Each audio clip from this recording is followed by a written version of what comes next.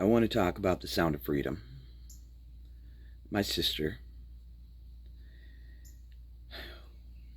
had a lot of issues, and we could never figure out what was going on with her.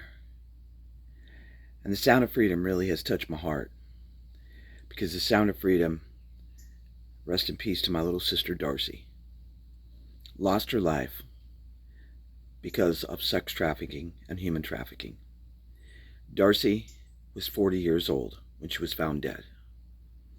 Darcy, we could never figure out in our family why she had disappeared, where she was, and then she would call from a different place in the country, and then she called from a different place in the world. Darcy had been sex trafficked and taken to St. Croix, one of the most corrupt Caribbean islands. At that time, Darcy was beaten.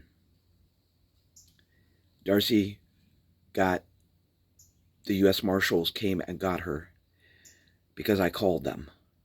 And thank God I had a friend in Alabama who had connections, because I had led into one dead end after another to try to get Darcy out of St. Croix.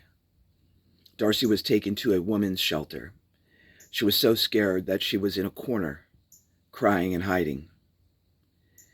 Thanks to the U.S. Marshals, Darcy was brought back to the States. They took her to a shelter and hid her in New Orleans for months. Darcy once again disappeared.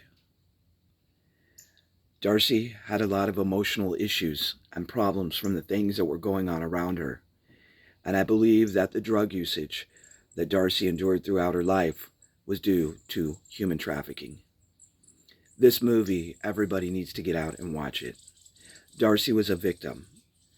My family cannot bring Darcy back. On the night of her 39th birthday, she posted on Facebook, "I wish people could see me now." The morning of her 40th birthday, they found her dead on the floor from a drug overdose. Human trafficking and child sex trafficking affects them their whole life. And Darcy's story should never, ever end.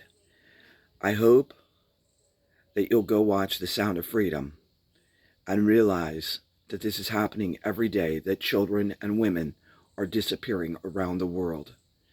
And realize that it's not make-believe. It's not a joke. And it's not just a story. Darcy, may you rest in peace.